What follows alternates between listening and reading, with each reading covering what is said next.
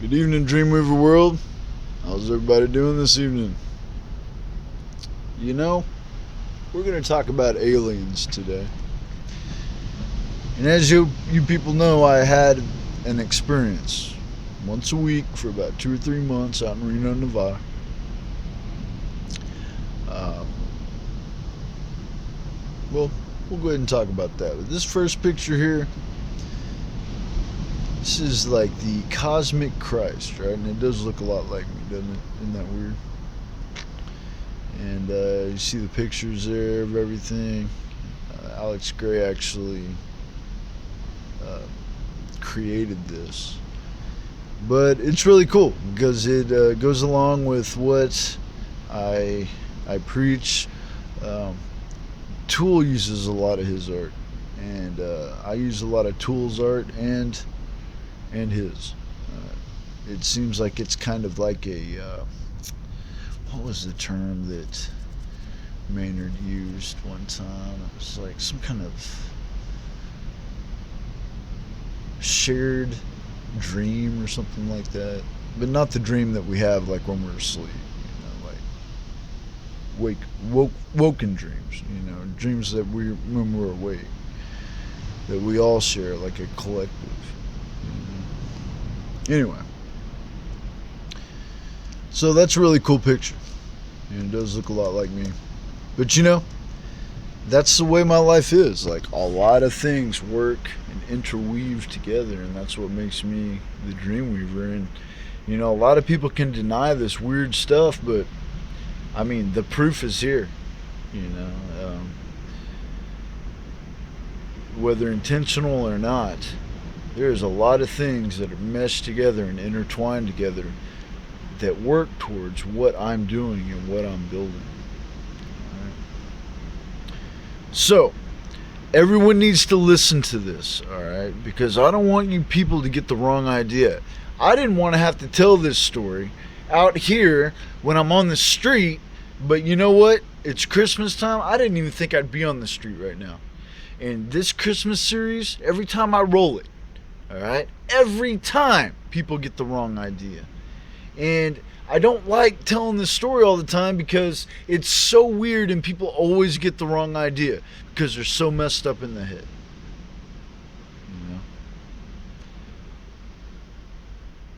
And they always look at it in some sick way.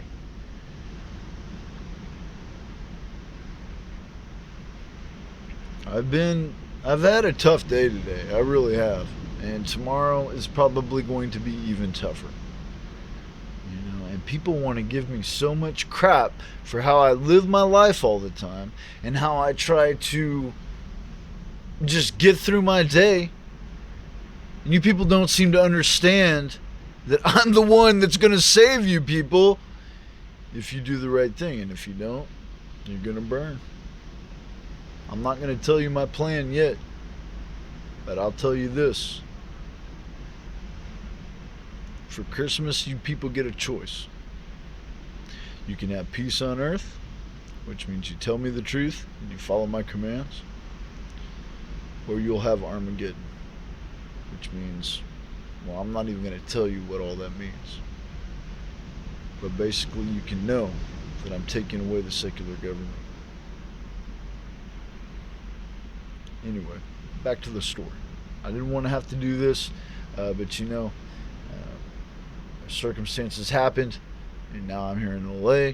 I'm here on the street. So, hey, it's Christmas time. It's time for the Christmas series. So here I go. All right. And already people have gotten the wrong idea. And every time I play this Christmas series, people get the wrong idea. So I already expected it. So my alien friends were not human. They had silicone-based life. They were silicone-based life forms. They were hard as a rock, but they were made of this nanotechnology stuff, right? Black skin, but it wasn't really black like African Americans. All right, it was like the surface of them was black, so it wasn't really flesh. All right, it was like I don't know if you can envision a robot. All right, but then it had like purple outlines no matter where you looked, right? And the surfaces, all the surfaces looked like that, and then it also had this like this shimmering transparent surface where they could type in like anything was the interface, like the computer was everywhere. And okay, so understand this. The human, the faces they had weren't human, all right, but they looked human and they were light. And so when I jump here and I talk about the faces on these angelic bodies, and then I say I look at my face and I'll never forget it, it doesn't have anything to do with the angel faces. Again, this is one of those hyper connections that's the opposite. And how I would get into these meditation phases, it's the weirdest thing. If you've ever seen 2001, The Space Odyssey, whenever they're going into the hyperspace, when they're going into hyperspace, that clip in the movie. Well, what I would do is, with the help of these transistors, I would go into the bathroom, right? Play this certain music, which it was Tool, and I would look into the mirror, right? And I would stare like right into my eye, right? And then as I stared into my eye, like these streaks, like Star Trek, going through hyperspace, I would see this in my eye, right? And I would see like this infinite space within my eyes. And then I would take this shower, right? And then boom, I was in that state of mind. And I would go out to the room and these aliens showed up, right? So understand that this one alien was very beautiful. And I've explained to you before that what we think of as angels don't really have gender as we think of. And this is how it's going to be. I'm going to build these robots out of nanotechnology. That's what this is. All right.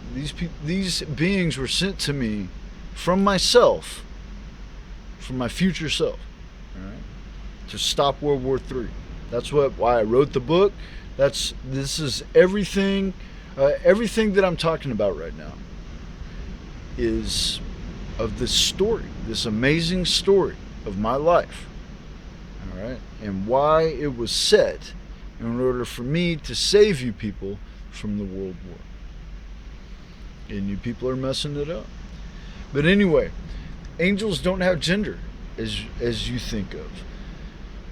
So these bodies that we're going to build out of nanotechnology, and we're going to upload our consciousness into them, we are not going to really have gender in that sense, but we are going to have like what you could call virtual reality, where we would plug into. And so, yeah, we could transform ourselves into anything we want in the mundane, or we could go into virtual reality and be anything we want. You understand? These bodies, although they looked like they did whenever I saw them, you could transform into a being of light. You can transform into anything, kind of like Transformers. Not the Transformers back in the day, back in the 80s, but the Transformers like in the movie, where they could pretty much transform into anything. That's what I'm talking about. All right. So this one, and I didn't really know it at the time, even though during the first Transformers movie, I fell in love with her. I didn't really understand at first who it was until later on. But she looked so familiar, But again, I wasn't really even sure if it was female or not. But she was so beautiful. But I knew that this creature was mine. Her body, everything she was mine.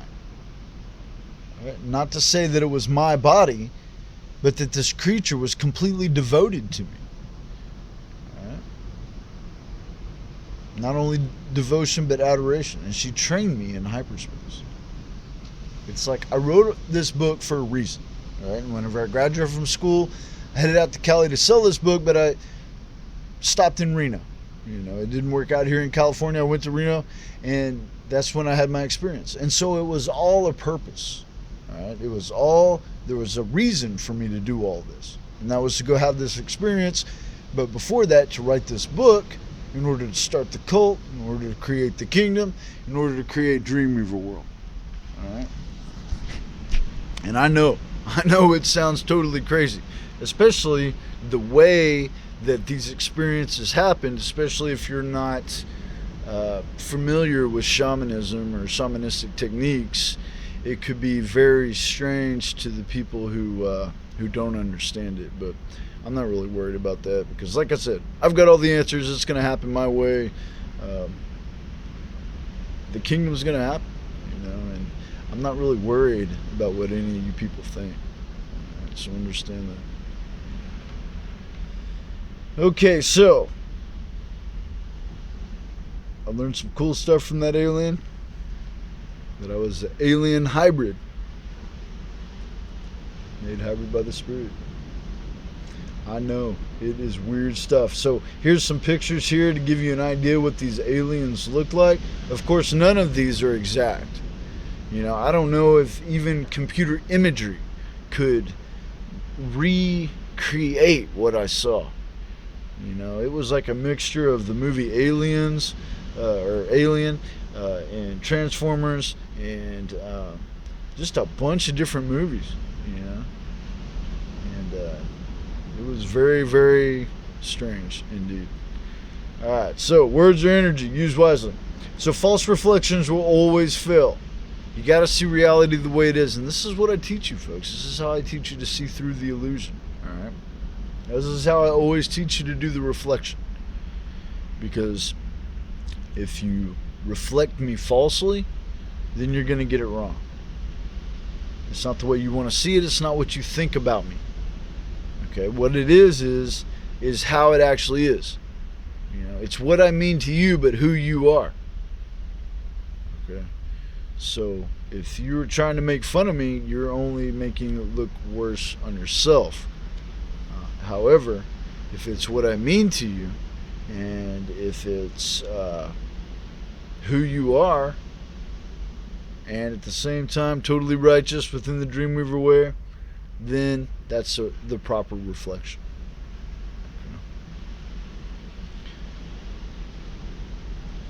Alright, so humans might never see the light of day again, and it's weird because I wrote this a couple of years ago, and now you people, it's getting darker and darker, and I don't think that I am going to shed my light on you anymore. I don't think I'm going to cast any more light for you. You have completely tried to ruin everything that I am, and it's not only that, you continue to do what I don't want you to do. You continue to do what you shouldn't do, even more important. And you people think you know better than I do, and you're going to pay the price for that. You are.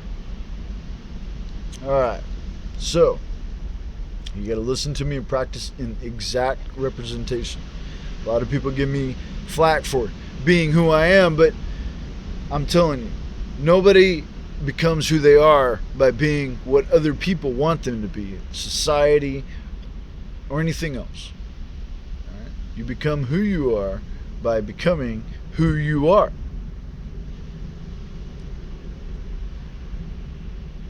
So don't listen to society, because society is insane. Alright, so this parable about the fig tree here.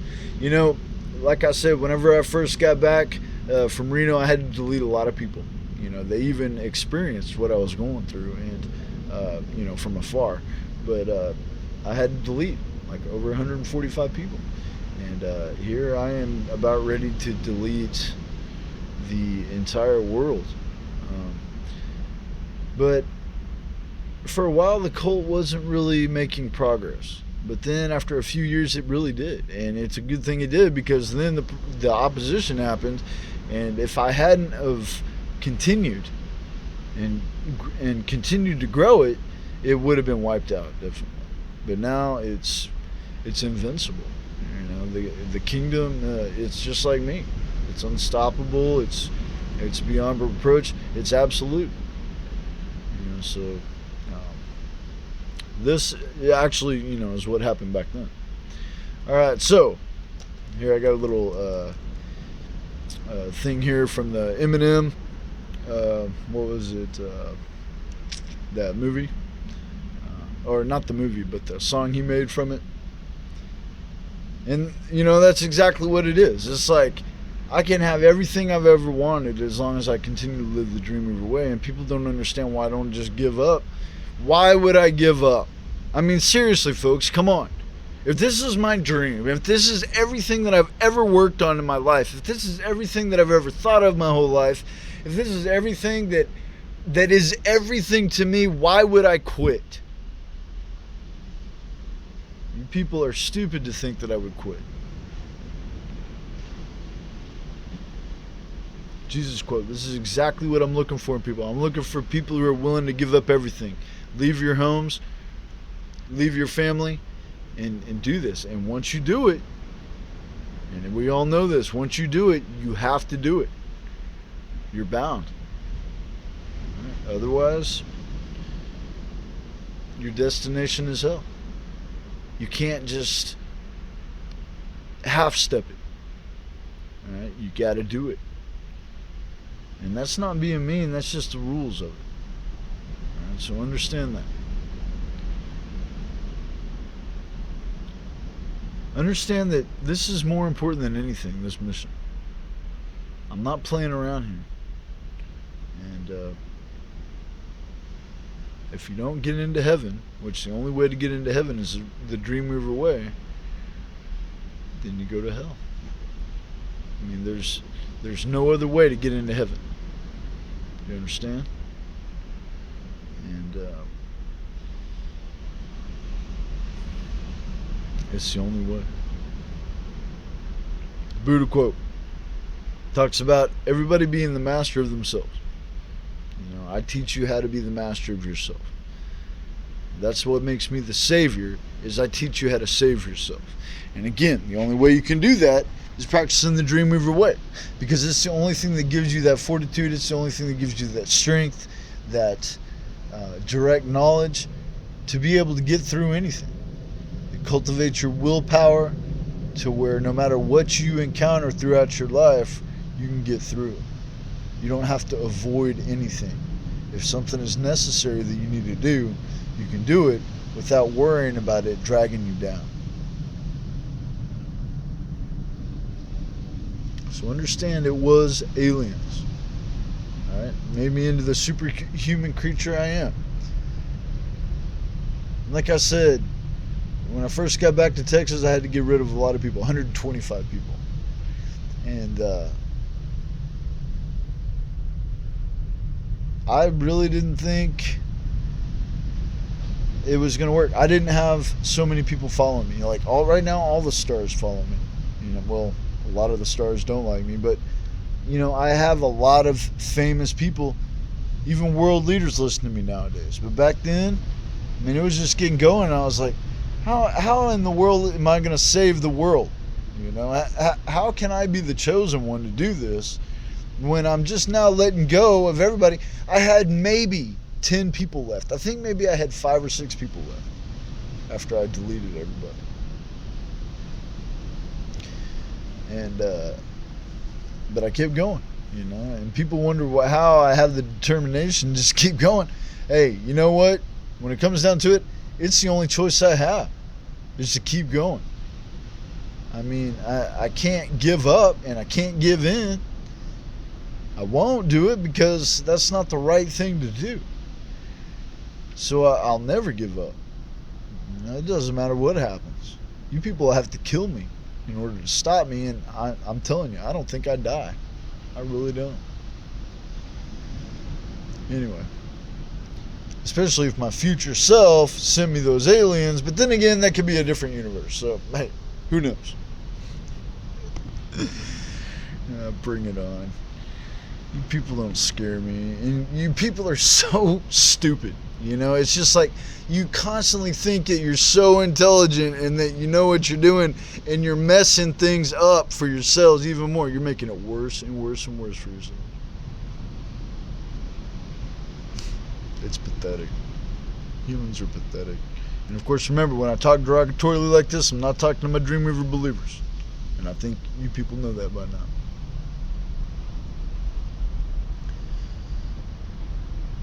So you're the decider of whether you sin or not.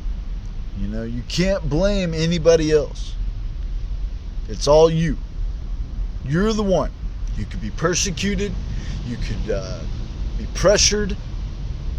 People could tempt you. But ultimately, you're the decider. You can't blame anybody else. It's your responsibility. It's your accountability. It's your choice to sin.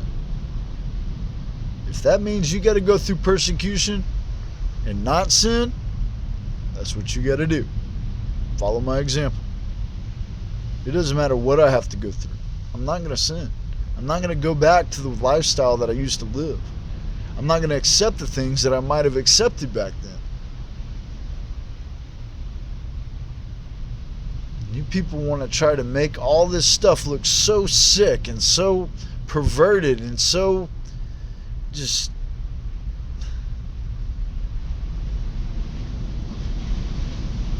messed up. And you're just wasting time. So, don't make yourself your enemy. Yeah. People will hate you if you start practicing the Dreamweaver way. You'll have a lot of enemies. A lot of your people that you used to call friends, some of you, even your family, might turn into your enemies. The important thing is for never to let yourself become your enemy. Now, before you repent, you might have been your own enemy. That's a well-known saying. And that's what I teach you, is how to make sure that you're not your own enemy. It's all about practice. Practicing the Dreamweaver way. I'm never giving up. I'm never giving in. No compromise. I'm not sharing my power. I'm not sharing my women. It's unconditional.